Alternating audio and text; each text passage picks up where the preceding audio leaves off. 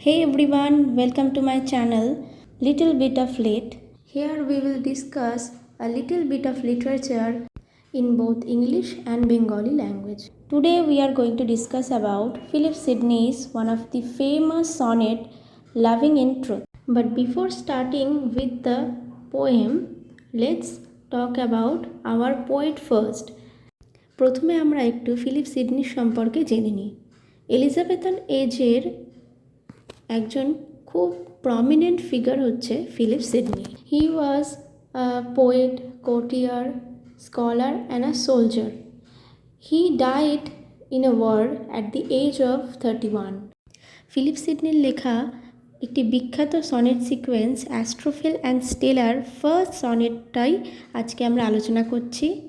অ্যাস্ট্রোফিল and Stella এই দুটো শব্দই গ্রিক শব্দ। Astro means star, phil means lover of. তার মানে অ্যাস্ট্রোফিল কথাটার অর্থ হচ্ছে স্টার লাভার, একজন মানুষ যে কিনা স্টার খুব পছন্দ করে। অ্যাস্ট্রোফিল অর্থাৎ স্টার লাভার ফিলিপ সিডনি এখানে নিজেই, আর স্টেলা হচ্ছে পেনেলোপি ডেভেরু নামে একজন মহিলা। Now let's start with our sonnet. Loving in truth and fail in verse, my love to show that she, dear she, might take some pleasure of my pain. Pleasure might cause her read, reading might make her know, knowledge might pity win, and pity grace obtain. Loving in truth and fail in verse, my love to show. প্রথম লাইনেই Sydney আমাদেরকে বলে দিচ্ছেন তিনি কেন এই পোয়েট্রিটা লিখছেন।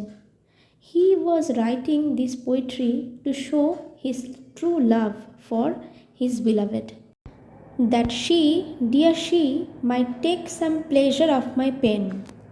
We all know that poetry gives us pleasure, and here Sidney stated the same thing. তিনি এখানে বলছেন যখন তার beloved তার লেখা এই পোয়েট্রিটা পড়বে তখন সে একটা প্লেজার অনুভব করবে। What pleasure?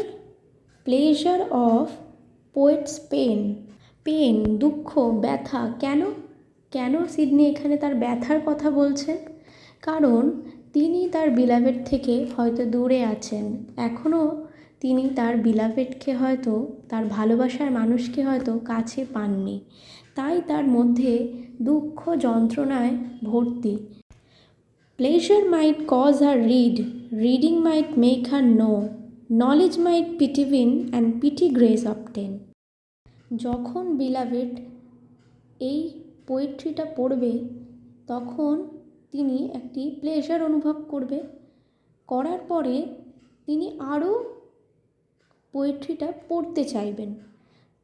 Pleasure might cause her read, reading might make her no. কবিতাটা পড়ার পরে সনেটটা যখন তিনি পড়বেন তখন তিনি জানতে পারবেন, নো জানতে পারবেন কি? Know about poets feeling.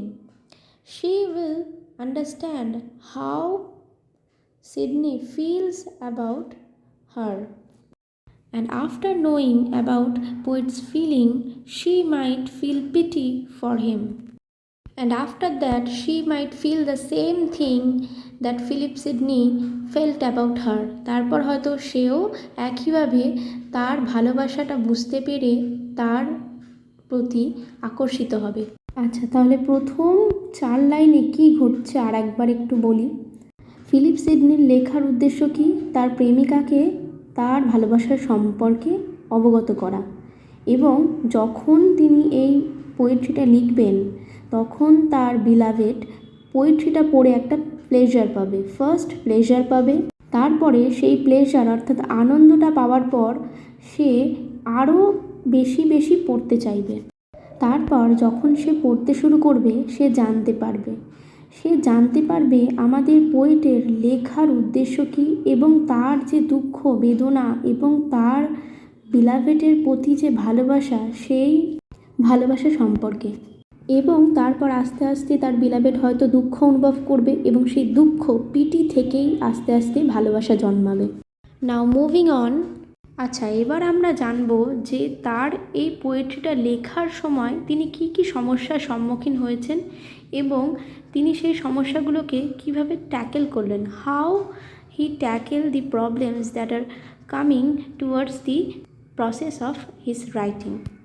I sought fit words to paint the blackest face of woe, studying inventions, find her wits to entertain, of turning others' leaves to see if thence would flow some fresh and fruitful showers upon my sunburned brain. So, what he did? He sought fit words. He was seeking fit words, the right words for his poetry. তিনি তার পোয়েট্রির জন্য সঠিক শব্দ তিনি খুঁজতে বেরোলেন। সঠিক শব্দগুলো কেমন? যেগুলো খুব সহজেই তার যে দুঃখ, তার যে সেইগুলোকে ফুটিয়ে তুলতে পারবে। ব্ল্যাকেস্ট ফেস অফ কেন তিনি ব্ল্যাকেস্ট ফেস বলছেন? ব্ল্যাকেস্ট হচ্ছে সব থেকে কালো, কুচকুচে কালো যেটা আমরা বলি, সেই রকম তার দুঃখ, তার সেই কালো রঙটার সাথে তিনি দুঃখের তুলনা করছে। তার দুঃখটা একদম কালো কুচকুচে, সেই রকম দুঃখ যেই শব্দের দ্বারা তিনি প্রকাশ করতে পারবেন, সেই রকম শব্দ তিনি খুঁজতে বেরোলেন। কোথায় খুঁজছেন তিনি? He was studying other writers, he was seeking his fit words into the pages of other writers. তিনি বিখ্যাত কবি লেখকদের লেখা পড়তে শুরু করলেন, তিনি পড়াশোনা করতে শুরু করলেন তাদের বিখ্যাত ইনভেনশনগুলি। সেই বিখ্যাত কবিদের ইনভেনশনগুলি পড়ে তিনি তার ফিট ওয়ার্ডসগুলিকে খুঁজতে বেরোলেন। তার ফিট ওয়ার্ডসগুলি কেমন হবে? তার ফিট ওয়ার্ডসগুলো হবে এমনই শব্দ যেগুলো তার বিলাভেটের যে উইটস, সেইগুলোকে এন্টারটেন করবে। He went out to find out fit words that would please the intelligence of his beloved. আমরা একটু আগেই পড়ছিলাম, পোয়েট এই পোয়েট্রিটা লিখছেন তার বিলাভেডকে প্লিজ করার জন্য। He wants to please and two showcase his love. এবং সেই কাজটি করার জন্য তিনি কি করছেন? তিনি ফিট ওয়ার্ডস খুঁজছেন অন্য লেখকদের লেখার মধ্যে, এবং সেই লেখা খুঁজতে গিয়ে, অন্য লেখকের লেখা পড়তে গিয়ে তার কি অবস্থা হচ্ছে সেটাই পরের 2 লাইনে তিনি লিখেছেন। হি রোট of turning others' leaves to see if thence would flow some fresh and fruitful showers upon my sunburned brain. Oft turning others' leaves. প্রায়শই তিনি অন্য লেখকদের লেখা বইগুলি উল্টে পাল্টে দেখছেন। টু সি, দেখতে, if thence would flow some fresh and fruitful showers, যদি সেখান থেকে ঝরে পড়ে, ফ্লো সেখান থেকে ঝরে পড়ে, সাম ফ্রেশ ফ্রুটফুল শাওয়ার, কিছু সেই রকম শব্দ, ফিট ওয়ার্ডস যেগুলো তিনি চাইছেন, সেখান থেকে যদি তিনি খুঁজে বার করতে পারেন। তিনি কি চাইছেন? তিনি চাইছেন যে সেই লেখকদের লেখা পড়ে তিনি কিছু শব্দ, ফিট ওয়ার্ডস খুঁজে পান যেগুলো তার বার্নড ব্রেন, সানবার্নড ব্রেন। আমরা কি জানি?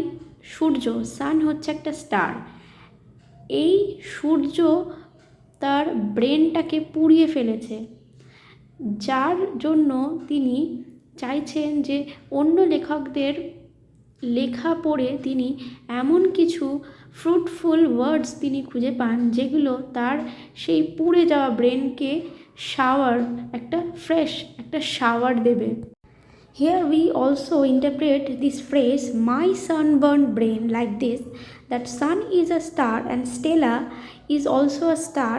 That means poet's brain is full of the thoughts of Stella, the star he loved.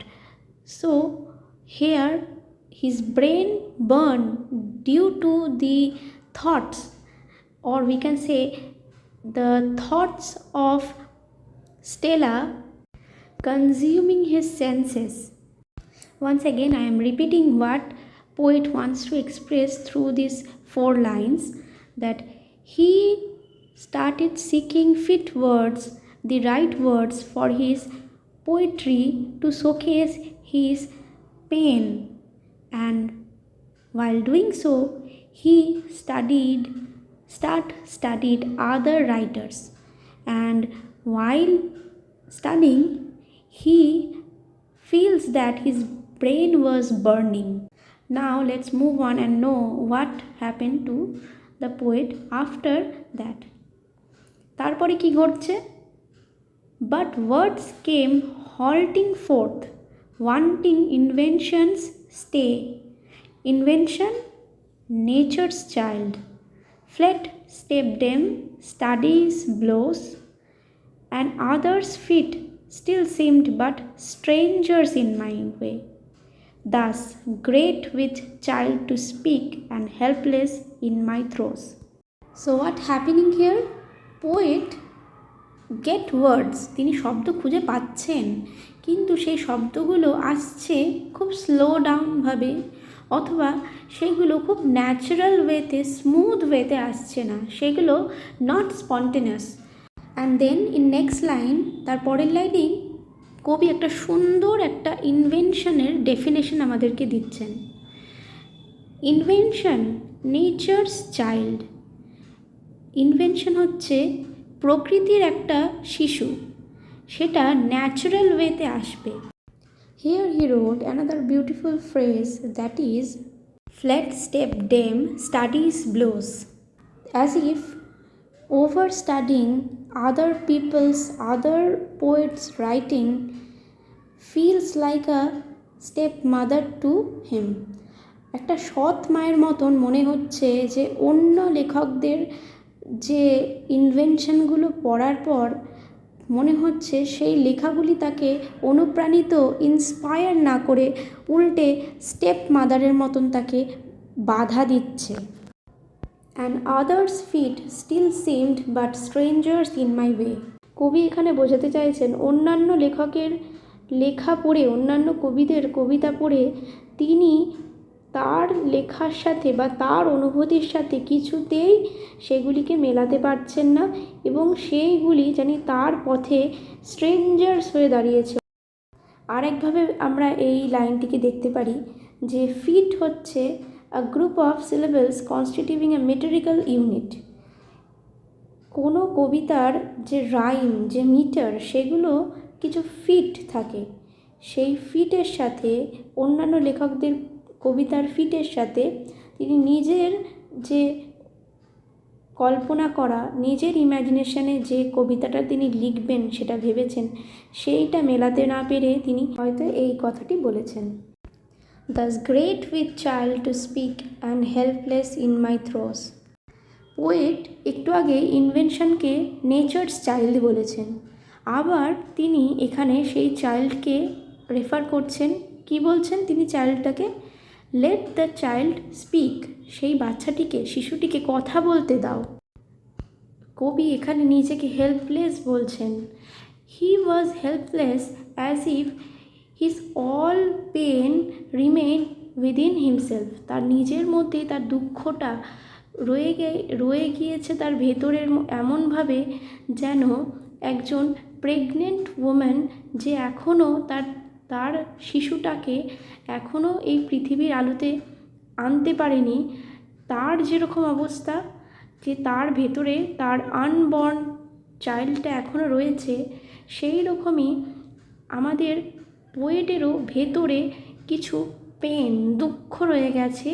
ঠিক যেভাবে একজন মা তার শিশুকে এই পৃথিবীর আলোতে আনতে চায়, ঠিক তেমনি আমাদের পোয়েটও তার যে লেখা, তার যে ক্রিয়েটিভিটি, সেই লেখা শব্দ, সেই ক্রিয়েটিভিটিগুলোকে আমাদের সকল রিডারদের সামনে তুলে ধরতে চাইছেন, as if he wants to give birth his creation.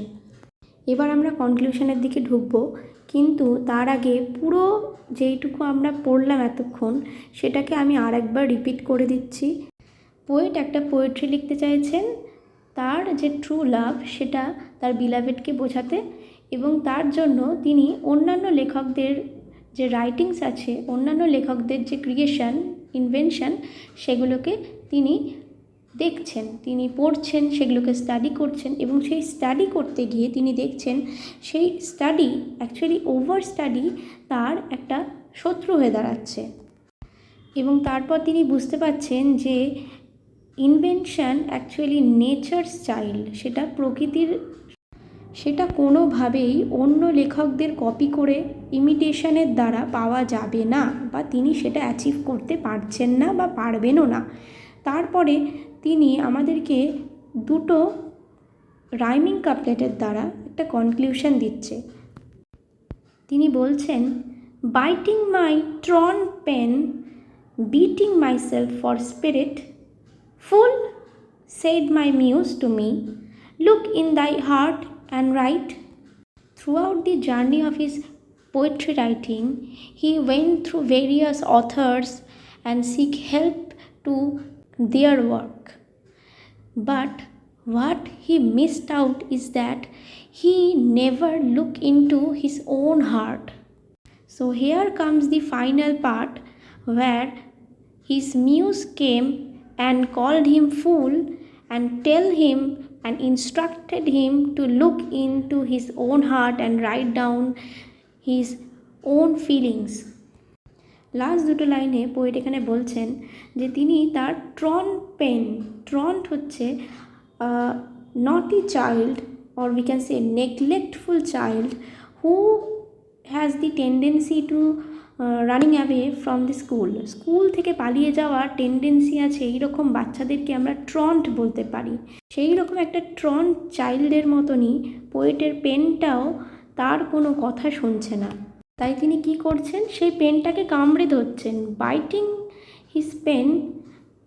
সেই বাইটিংটা অনেকটা রেফার করছে তার যে ফ্রাস্ট্রেটিং স্টেট অফ মাইন্ড সেটাকে।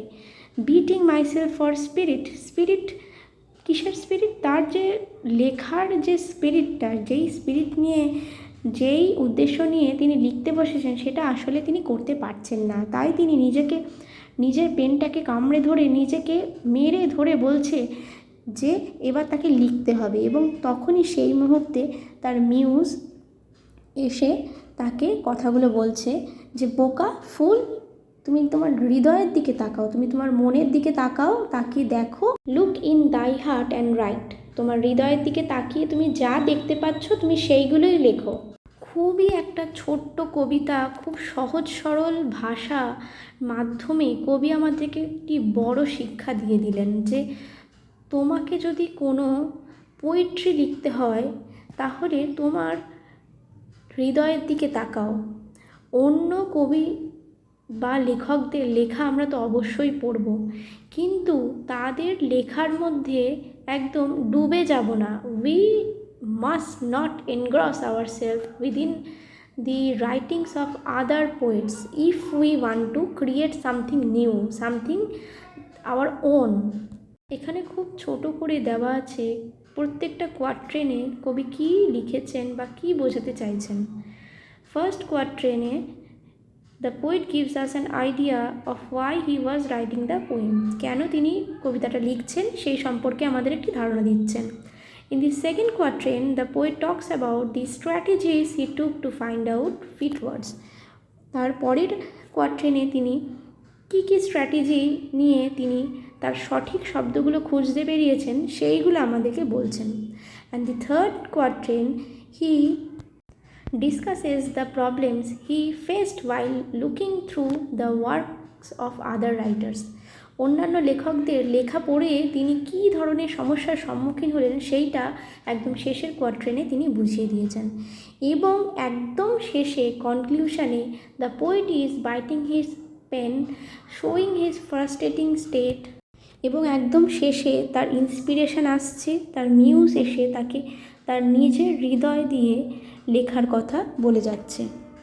আশা করি এই সনেটটা আমি তোমাদেরকে বোঝাতে পেরেছি।